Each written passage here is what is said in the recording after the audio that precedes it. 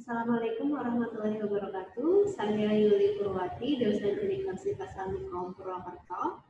Materi yang akan saya sampaikan kali ini masih seputar ERD. Kalau sebelumnya kita belajar simbol-simbol atau notasi ERD, kali ini kita akan membahas tentang tahapan dalam perancangan ERD, kemudian mentransformasikan rancangan ERD tersebut ke dalam tabel.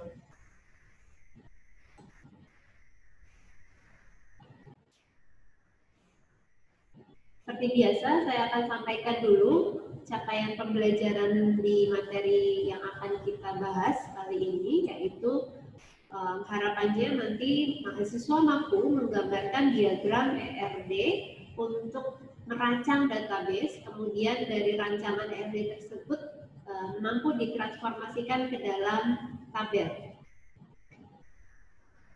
Kita bahas sebelumnya notasi dalam ERD, apa saja, kemudian kardinalitasnya atau derajatnya, dan kunci, jenis-jenis kunci. Kali ini kita akan belajar merancang entity relationship diagram. Kita belajar dulu tahapan pembuatan ERD. Yang pertama adalah mengidentifikasi dan menetapkan seluruh himpunan entitas yang nantinya akan terlibat. Jadi sebelum merancang ERD, kita harus menetapkan dulu entitas apa saja atau objek apa saja yang nanti akan terlibat dalam database yang akan kita bangun. Selanjutnya, tahapannya adalah menentukan atribut-atribut kunci dari masing-masing himpunan entitas. Jadi setelah menentukan entitasnya apa saja, kita tentukan atribut kuncinya dari masing-masing entitas yang terlibat. Selanjutnya adalah mengidentifikasi dan menetapkan himpunan relasi antar himpunan entitas. Himpunan entitas yang ada beserta foreign key-nya. Jadi kita akan mengidentifikasi relasi antara masing-masing entitas berikut dengan kunci tabunya atau foreign key-nya dari masing-masing entitas. Kemudian selanjutnya adalah menentukan derajat atau kardinalitas relasi untuk setiap himpunan entitas, dan yang terakhir adalah melengkapi masing-masing himpunan entitas tersebut dan himpunan relasi dengan atribut-atribut pendukung atau atribut deskriptif selain atribut kunci. Pada saat merancang sebuah entity relationship diagram, terkadang kita harus menggambarkan atribut yang banyak. Jadi satu entity itu bisa memiliki banyak atribut. Nah, kalau misalkan kita gambarkan dengan simbol atribut yang bentuknya ellipse itu, terkadang gambarnya terlihat rumit gitu ya, sehingga tidak bisa terbaca entitas tersebut atributnya apa saja. Nah, pilihan lain, alternatif lain selain menggambarkan dengan menggunakan atribut, kita bisa menggunakan yang namanya kamus data. Jadi kita tidak menggambarkan atribut dari entitas tersebut, namun atributnya kita gambarkan menggunakan kamus data. Jadi ERD-nya, rancangannya hanya berupa entity, kemudian relasi, kemudian derajat kardinalitasnya apa. Kemudian untuk atribut dari masing-masing entity-nya kita bisa tuliskan dalam kamus data. Jadi di bawahnya kita akan tuliskan dari atribut entity dosen misalkan. Atributnya ada, contohnya ada NIDN, kemudian ada nama dosen dan alamat dosen.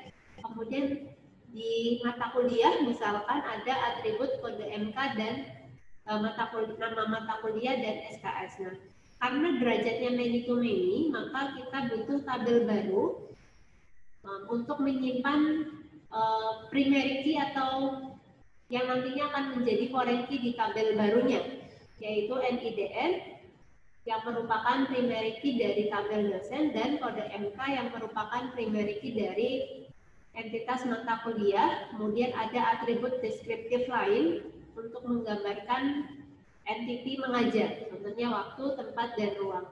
Yang saya gambarkan di situ ada asterisk 1, asterisk 2.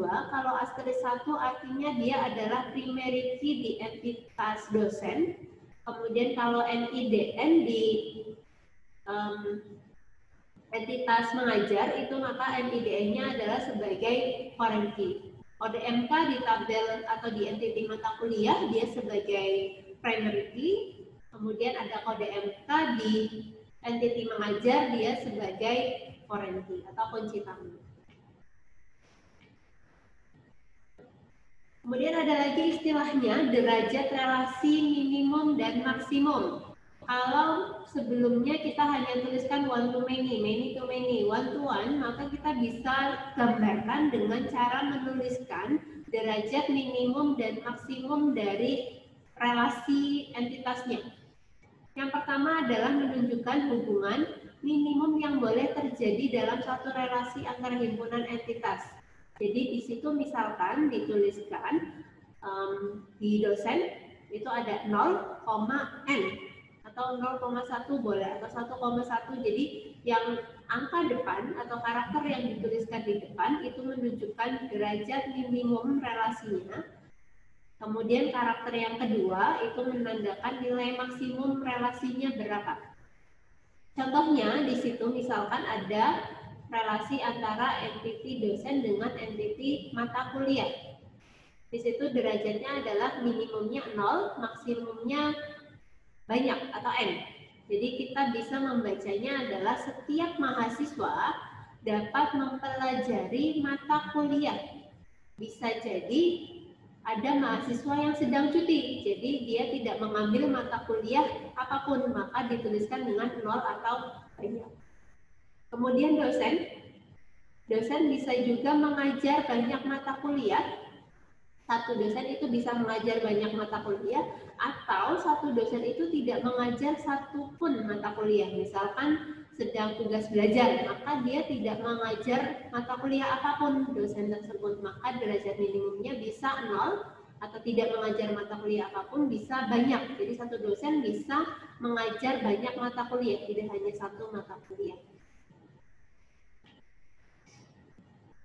Nah, untuk notasinya kita bisa gambarkan dengan simbol. Jadi tidak selalu harus dituliskan dengan angka gitu ya. Bisa jadi dengan menggunakan notasi simbol.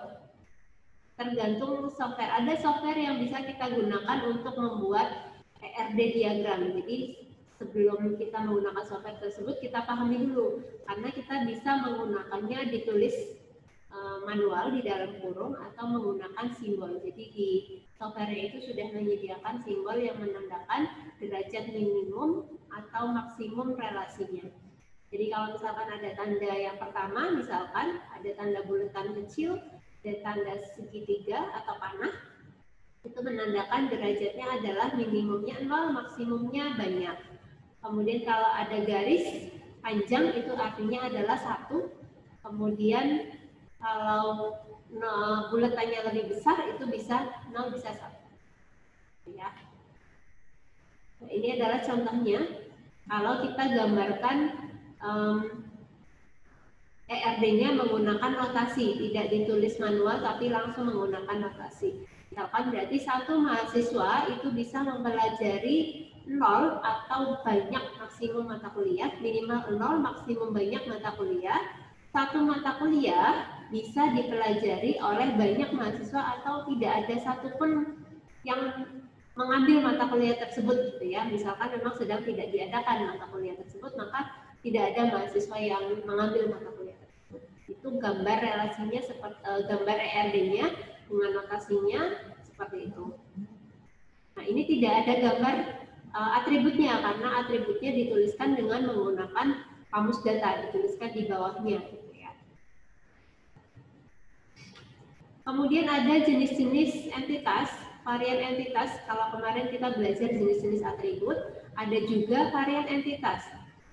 Varian entitas yang pertama adalah strong entity atau entitas kuat, yaitu himpunan entitas yang tidak memiliki ketergantungan dengan entitas yang lain. Contohnya di sini simbolnya adalah dengan simbol elips langsung gitu ya, itu artinya dia entitas kuat, jadi tidak bergantung dengan entitas yang lain. Kemudian ada persegi ya simbol entitinya. Kemudian ada weak entity atau entity lemah, yaitu himpunan entitas yang keberadaannya bergantung dengan entitas yang lain. Contohnya di situ adalah entitas hobi dengan orang tua. Jadi artinya kalau misalkan tidak ada entitas mahasiswa, maka tidak ada yang namanya entity orang tua atau entity hobi. Karena entity orang tua dan entity hobi itu muncul karena adanya entity mahasiswa. Jadi bergantung pada entity mahasiswa. Kemudian kalau primary key ditambahkan garis bawah. Kemudian kalau misalkan ada garis panah-panah artinya kunci yang lemah gitu ya. Key yang lemah. Kemudian ada lagi varian dari relasi. Jenis-jenis relasi itu ada banyak. Yang pertama adalah relasi tunggal atau unary relation, yaitu relasi yang terjadi antara himpunan entitas yang sama. Jadi bisa saja pada saat kita membuat atau merancang database itu butuh yang namanya relasi tunggal. Misalkan contohnya di situ ada entitas dosen. Dosen itu mempunyai relasi dengan entitas dosen itu sendiri. Kasusnya adalah contohnya misalkan dosen itu mendampingi tesis dosen lain, maka statusnya sama-sama dosen, tetapi dia statusnya adalah sebagai mendampingi atau pembimbing gitu ya, dosen pembimbing dosen lain. Jadi ada sedang mengambil tesis atau mengambil disertasi gitu ya. Nah, maka dosen tersebut dibimbing atau didampingi oleh dosen juga. Jadi satu dosen bisa contohnya di situ berelasinya adalah mendampingi dosen lain. Maka istilah dalam ERD-nya itu gambarnya seperti itu, melingkar ke entitasnya. Nah, disebut sebagai unary relation atau relasi tunggal. Selanjutnya adalah binary relation. Ini yang umumnya kita buat gitu ya, satu entitas berelasi dengan entitas yang lain. Nah, ini satu entitas berelasi dengan entitas yang lain. Ini umumnya adalah, normalnya adalah binary relation. Selanjutnya, contoh dari relasi ganda atau redundant relation. Jadi bisa jadi dua entitas tersebut direlasikan dengan dua relasi. Misalkan di sini ada entitas dosen, itu relasinya dengan entitas mata kuliah adalah mengajar. Bisa jadi satu dosen itu mengajar bisa banyak mata kuliah, kemudian satu mata kuliah tersebut bisa jadi dikuasai, misalkan relasinya adalah menguasai, dikuasai oleh banyak dosen, satu dosen bisa jadi menguasai banyak mata kuliah. Jadi ada dua relasi yang merelasikan antara dua entitas. Itu bisa mungkin terjadi dalam sebuah rancangan database atau ERD. Kemudian ada relasi multi-entitas atau n-ary relation, merupakan relasi yang terdiri dari 3 himpunan entitas atau lebih. Contohnya, misalkan, satu relasi itu menghubungkan lebih dari 2 entitas atau 3 entitas atau lebih gitu ya. Umumnya normalnya menghubungkan 2 entity, tapi bisa jadi terdiri dari 3 entity atau lebih. Jadi ada 4 dan seterusnya relasi yang terhubung dalam satu relasi, entity yang terhubung dalam satu relasi. Contohnya di sini dosen, misalkan kuliah dengan ruang. Nah, dosen mengajar mata kuliah, kemudian dalam pengajaran itu dosen ngajar apa, di ruang mana, maka gambarannya bisa jadi ada 3 entitas, yaitu ada kuliah, ada dosen, ada ruang. Untuk bisa kita tahu dosen tersebut mengajar mata kuliah apa di ruangan mana. Nah, maka ini contoh gambar ERD untuk menggambarkan jadwal dosen mengajar mata kuliah apa di ruangan yang mana. Jadi satu relasi menghubungkan 3 atau lebih entitas. Kemudian ada lagi istilahnya spesialisasi, yaitu pengelompokan sebuah himpunan entitas yang melahirkan himpunan entitas baru yang dilakukan secara top down atau dari atas ke bawah. Contohnya misalkan ada entitas dosen. Dosen itu bisa kita pecah menjadi dosen tetap dan dosen tidak tetap. Jadi kita membacanya dari atas ke bawah. Dosen itu kita bisa dekomposisi atau dikelompokkan menjadi dua. Ada dosen tetap, ada dosen tidak tetap. Nah, kalau misalkan dosen tetap, atributnya ada NIK dan pangkat. Kalau dosen tidak tetap, maka atributnya tambahan lainnya adalah nama kantor dan alamat kantor. Jadi tidak punya NIK. Itu contoh dari gambaran ERD untuk mengelompokkan entitas yang berbeda dari entitas yang sama. Diturunkan dari entitas dosen, kemudian dipecah menjadi entitas dosen tetap dan entitas dosen tidak tetap. Kemudian ada generalisasi, yaitu menyatukan beberapa himpunan entitas menjadi sebuah himpunan entitas yang baru. Atribut dari masing-masing himpunan entitas disatukan dalam himpunan entitas yang baru. Misalkan ada entitas yang namanya entitas mahasiswa D3 dengan entitas mahasiswa S1. Nah, dua entitas ini akan digabungkan menjadi satu entitas, yaitu entitas mahasiswa. Jadi nanti untuk membedakan dia mahasiswa D3 atau mahasiswa S1, bisa kita tambahkan satu buah atribut di sini. Nah, atribut yang ada di entitas mahasiswa D3 dan atribut yang ada di mahasiswa S1 kita akan gabungkan di entitas mahasiswa. Nah, untuk membedakan dia mahasiswa D3 S1, kita bisa tambahkan atribut untuk menandakan itu mahasiswa D3 atau S1 misalkan. Nah, jadi dari dua entitas ini akan dilebur menjadi satu entitas, yaitu entitas mahasiswa. Itu disebut sebagai generalisasi. Kemudian ada lagi istilahnya adalah agregasi, yaitu relasi yang secara kronologis mensyaratkan telah adanya relasi lain.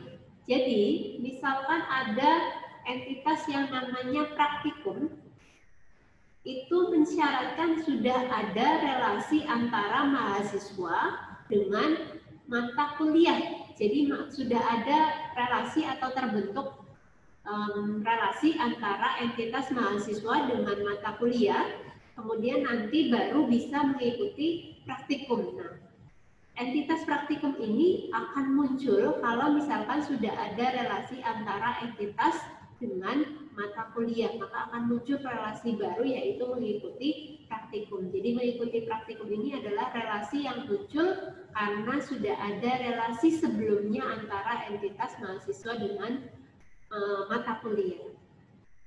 Ini bisa mungkin terjadi pada rancangan ERD ya. Kemudian setelah kita merancang dari jenis-jenis rancangan relasi, entitas, dan lain-lain, nah bagaimana ditransformasikan ke dalam tabel gitu ya, sebelum kita buat ke database, kita rancang struktur tabelnya seperti apa. Nah, aturan-aturannya yang pertama adalah setiap himpunan entitas akan ditransformasikan sebagai sebuah tabel.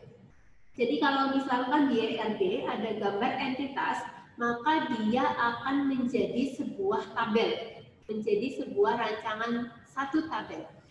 Contohnya misalkan di situ ada entitas mahasiswa, maka dia akan menjadi satu tabel yang namanya mahasiswa. Atributnya atau fieldnya isinya adalah sesuai dengan gambar ERD-nya. Contohnya di situ ada NIM, nama mahasiswa, dan alamat. Maka di dalam tabel akan muncul yang namanya kolom, yaitu NIM, nama mahasiswa, dan alamat sesuai dengan gambar ERD-nya.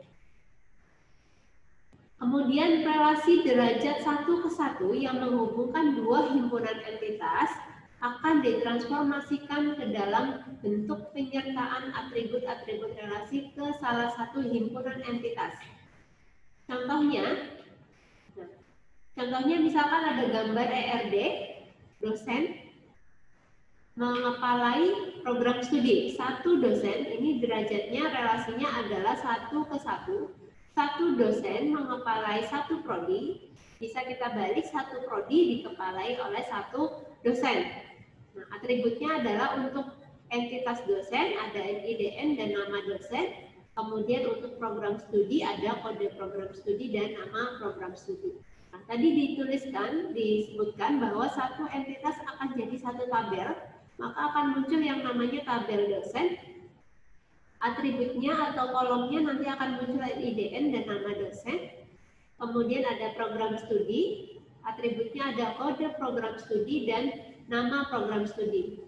Kemudian relasinya akan muncul di mana? Kalau relasinya one to one atau satu ke satu, maka akan muncul atribut yang namanya foreign key. Nah, foreign key adalah primary key. Primary key-nya yang ada garis bawahnya. Primary key di tabel dosen adalah NIDN. Primary key di program studi adalah kode program studi. Kita bisa tambahkan di tabelnya, apakah NIDN atau primary key di tabel dosen kita taruh di tabel program studi seperti ini. Ini atribut yang ditambahkan. Atau kode program studi yang kita tambahkan di tabel dosen. Jadi pilih salah satu ya. Ini contoh yang di sini adalah yang ditambahkan adalah NIDN-nya di tabel program studi. Kalau misalkan tidak mau menambahkan NIDN di program studi, kita boleh menambahkan kode program studi di tabel dosen. Jadi nanti di sini akan ada atribut baru yaitu kode program studi. Tapi tidak dua-duanya. Jadi misalkan di sini ada kode prodi, di sini ada NIDN, itu tidak. Dipilih salah satu, mana yang mau menitipkan primary key-nya, apakah kode prodi di tabel dosen ataukah NIDN di tabel program studi. Dipilih salah satu. Yang di slide ini contohnya adalah NIDN-nya yang ditaruh di tabel program studi.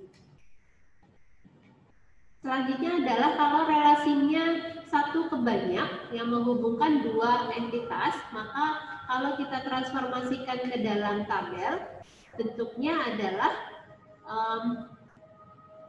seperti ini. Jadi misalkan satu dosen mengajar mata kuliah satu ke banyak.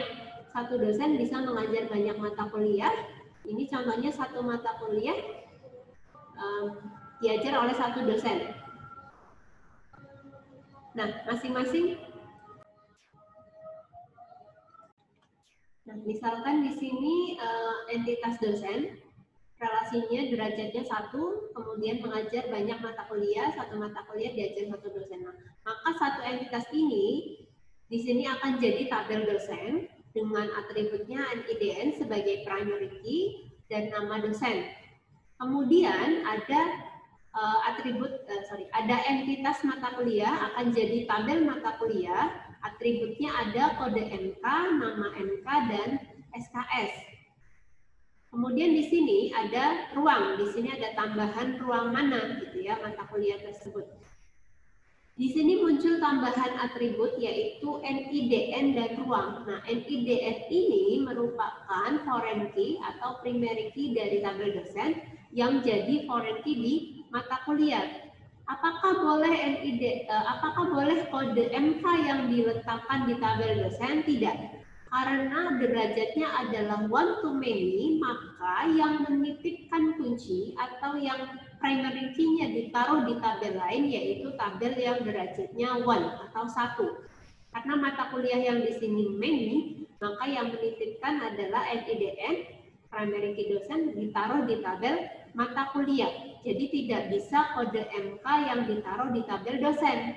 Karena satu dosen itu bisa mungkin memiliki kode MK yang banyak karena dia bisa mengajar mata kuliah yang banyak. Sedangkan kalau di tabel dosen di sini kita tambahkan kode MK, artinya dosen tersebut hanya boleh mengajar satu mata kuliah. Kalau di sini munculnya NIDN, maka kode MK yang berbeda itu NIDN-nya bisa sama, boleh sama gitu ya, karena dia sebagai foreign key di tabel mata kuliah.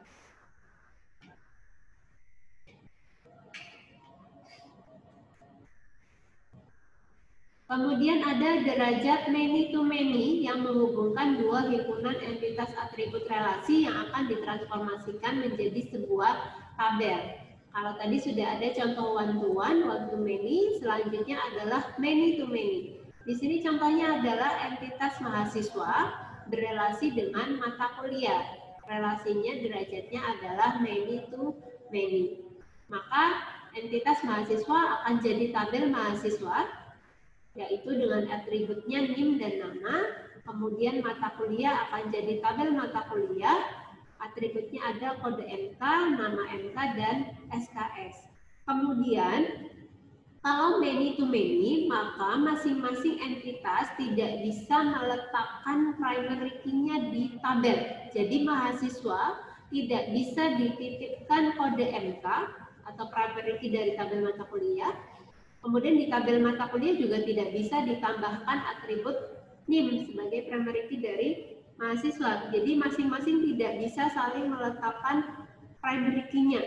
Maka kita butuh tabel baru untuk meletakkan primary key dari masing-masing entity. Jadi kita butuh misalkan nama tabelnya adalah KRS, maka isi dari tabel KRS ini minimal adalah primary key dari entity mahasiswa dan primary key dari entity mata kuliah. Jadi di sini sudah ada NIM, sudah ada kode MK dan atribut tambahannya atau deskriptifnya, misalkan kita tambahkan nilai.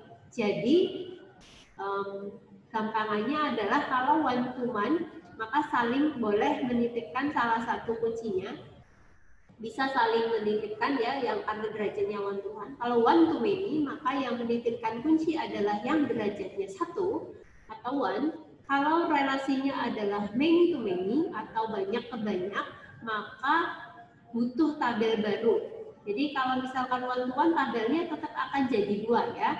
Contohnya tadi, nah ini kalau one to one, ketika ditransformasikan ke tabel, tabelnya tetap akan jadi 2, yaitu dosen dan program studi. Sedangkan kalau one to many juga sama, tetap akan ada 2 tabel ketika ditransformasikan jadi tabel dosen dan mata kuliah. Hanya atribut tambahannya adalah yang derajatnya many, maka akan ada atribut tambahan primary key dari yang derajatnya 1. Nah, kalau many to many, meskipun di sini ada 2 entitas, kalau ditransformasikan ke tabel, karena relasinya adalah many to many, maka akan terbentuk 3 tabel. Karena satu tabel baru itu fungsinya adalah untuk menaruh primary key dari 2 entitas yang berelasi. Karena masing-masing tidak bisa menitipkan primary key-nya di tabel tersebut gitu ya, atau entitasnya. Maka kita butuh tabel baru, yaitu tabel KRS, contohnya di sini untuk meletakkan primary key dari entity mahasiswa dan mata kuliah. Jadi pasti akan ada minimal ada 3 tabel yang terbentuk ketika relasinya many to many. Kemudian kalau misalkan himpunan entitas lemah, implementasinya bentuk transformasi ke tabelnya seperti apa? Contohnya misalkan di sini entitasnya adalah entitas lemahnya orang tua dan hobi. Maka tabel orang tua dan tabel hobi itu pasti akan menambahkan atribut yang dari entitas kuatnya. Misalkan di sini ada mahasiswa ke orang tua, ini derajatnya one to one. Tadi kalau dikatakan one to one itu kita boleh menitipkannya, boleh jadi nama orang tua ditaruh di mahasiswa gitu ya, atau sebaliknya. Tapi kalau entitas lemah, maka yang entitas lemah ini, tabel entitas lemah ini akan dititipkan primary key dari yang entitasnya kuat. Jadi pasti di tabel orang tua itu akan ada atribut tambahan atau primary key yang diambil dari entitas kuatnya, yaitu mahasiswa. Kemudian kalau hobi, ini diambil juga NIM-nya, yaitu diambil dari yang entitas kuatnya. Ada tambahan atribut baru dari entitas kuat. Kemudian kalau spesialisasi bentuk transformasi ke tabelnya, di situ misalkan ada dosen tetap dan dosen tidak tetap. Maka entitas yang di bawahnya, yang di dalamnya itu spesialisasinya akan ada atribut tambahan baru, yaitu yang di atasnya. Misalkan di sini ada kode dosen, primary key-nya, maka kode dosen ini akan ditaruh di tabel dosen tetap dan ditaruh di tabel dosen tidak tetap di bawahnya. Kalau implementasi dari generalisasi, maka di sini ada, boleh misalkan dijadikan satu ya, di sini misalkan ada NIM, nama, dan alamat. Nah, maka karena dijadikan satu ke atas, mahasiswa D3 dan S1, kita jadikan ke dalam satu tabel, jadi tidak akan jadi 3 tabel ya. Kalau spesialisasi tadi kan tabelnya tetap ada 3. Nah, yang ini ya. Nah, ini kan tabelnya tetap akan jadi 3. Ada 3 entitas, maka akan jadi 3 tabel. Kalau dia spesialisasi bentuknya, maka primary key dari entitas yang di atasnya ini akan ditambahkan ke tabel atau entity yang di bawahnya, kalau spesialisasi. Sedangkan kalau generalisasi, nah, maka dia akan dari 3 entitas ini akan jadi satu tabel, yaitu tabel mahasiswa, isinya ada atribut NIM, nama, alamat. Nah, kemudian untuk membedakannya kita bisa tambahkan di sini program studi, misalkan D3, program studi S1. Itu disebut sebagai generalisasi dari gambaran ERD-nya. Implementasinya seperti ini. Kemudian implementasi dari relasi unary. Tadi ya contohnya misalkan dosen mendampingi dosen lain, maka entity-nya akan jadi satu tabel yaitu dosen. Nanti akan muncul lagi NIDN nama dosen dan NIDN tambahannya. Atribut tambahannya misalkan NIDN underscore pendamping untuk tahu bahwa yang didampingi itu NIDN-nya siapa. Kemudian ada lagi contohnya misalkan, nah ini ada unary dengan kardinalitasnya many to many. Misalkan di sini mata kuliah itu punya prasyarat. Jadi kalau saya mau mengambil pemrograman, saya harus sudah mengambil mata kuliah SBD dulu misalkan. Nah, maka ada prasyarat sebelum mata kuliah. Kalau misalkan di sininya many to many derajatnya tadi sudah disampaikan, maka akan muncul tabel satu tambahan ya. Kalau one to many tadi cukup ada satu tabel. Kalau ini ada mata kuliah, relasi, atributnya ada kode MK dan nama MK seperti ini. Karena derajatnya many to many, maka akan muncul tabel baru. Contohnya di sini tabel prasyarat, isinya adalah kode MK dari entitas mata kuliah dan kode MK prasyarat untuk tahu kode MK prasyaratnya apa untuk kode mata kuliah tersebut. Karena many to many, dari satu tabel akan jadi 2 tabel. Nah. Oke, mungkin materi hari ini cukup ya. Tadi sudah dijelaskan tahapan-tahapan untuk merancang database itu butuh apa saja.